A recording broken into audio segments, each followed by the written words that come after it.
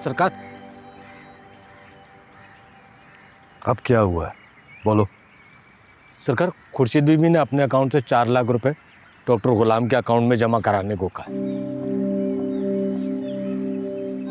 गुलाम के अकाउंट में? जी सरकार। तुमसे किसने कहा? जी बादशाह सरकार ने। एक तो ये बादशाह खुद अपने पैर पे कुल्हाड़ी मारता है। सरकार, पहले भी उन्होंने कहा था तो आप मुझ पर बड़े नाराज हुए थे। अब जैसे उन्होंने कहा तो मैं आपको बताने के लिए आ गया कि उन्होंने आपके अकाउंट से जमा कराने का कहा होता तो मैं मना कर देता, मगर खुर्शीद बीबी ने अपने अकाउंट से जमा कराने का कहा है तो कराने पड़ेंगे। दादी, हुक्म सरकार। ये बताओ, ये तुमने क्या लाखों रुपए मांगने का नया सिलसिला शुरू कर दिया है? मैंने? हाँ तुमने। क्यों मांगे थे 4 लाख? हक से। क्या कहा तुमने? सरकार, मैंने कहा हक से। तुम्हारा दिमाग तो खराब नहीं हो गया? तुम्हारा मुझ पर कोई हक नहीं है। यही बहुत है कि मैंने तुम्हें इस हवेली में जगह दी, यही बहुत है कि मैंने तुम्हें पढ़ाया, और यही बहुत है कि गैर जरूरी होने के बावजूद तुम जिंदा हो। सरकार, वो बादशाह ने मुझसे खुद कहा था कि अगर कभी किसी मरीज को पैसों की जरूरत हो तो मुझे फोन करके बता देना, बस यही किया मैंने। हाँ ठीक है ठीक है, आइंदा कभी पैसों की जरूरत हो तो मुझसे मांगो, बादशाह से नहीं। और हाँ, एक बात कान खोल कर सुन लो, मेरे सामने आइंदा कभी दोबारा हक की बात की ना तो अपनी मां का फर्ज निभाने के लिए जिंदा नहीं बचोगे। इस बात को अपने पल्ले से बांध लो।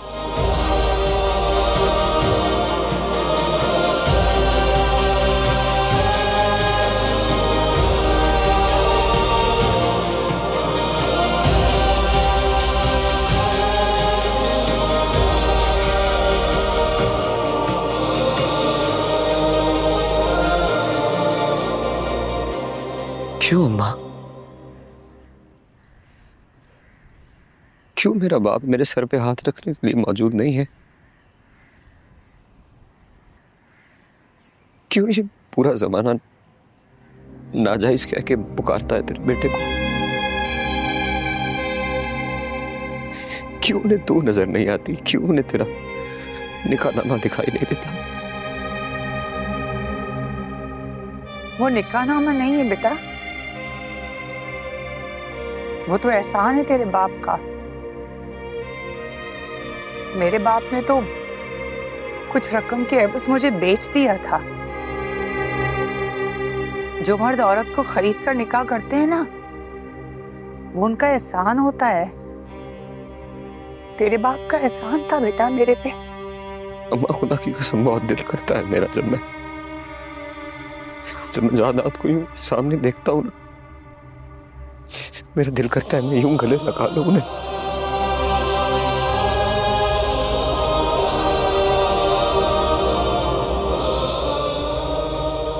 जरूरी नहीं है जो दिल चाहे वो इंसान को करने की इजाजत भी हो। मैं तुम्हारा बाप हूं, और मेरे ख्याल में तुम्हारे बाप होने के तमाम फराइज मैंने बखूबी अदा किए। तुम्हारी माँ के नाम नफके से लेकर तुम्हारी तालीम, पढ़ाई लिखाई, सारे फराइज बखूबी अंजाम दिए।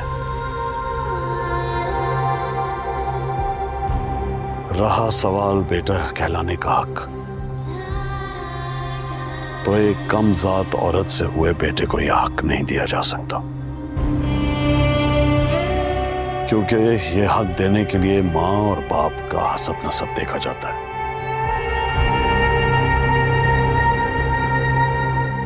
हाँ, मैं यहाँ ये कहने आया था कि आजकल बादशाह को धमकियों के मैसेजेस मिल रहे हैं। जब तक इलेक्शन खत्म ना हो जाए तुम साए की तरह उसकी निगरानी करोगे, क्योंकि मुझे यकीन है कि अगर कोई बुरा वक्त आया तो तुम अपनी जान की कुर्बानी देने से भी दरेर नहीं करोगे। Am I clear? जो हुक्म आपका।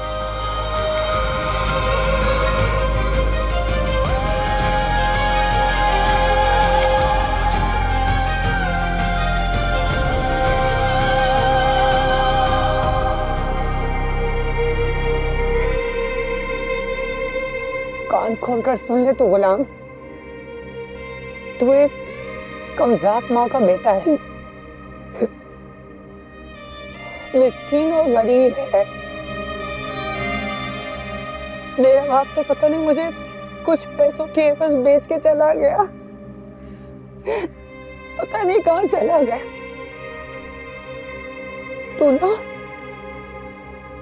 तू एक खरीदी हुई माँ का बेटा है। सुन रहा है ना तू एक यतीम है, नहीं है तेरा कोई भी बाप। याद रखना जो बोल रही हूँ मैं।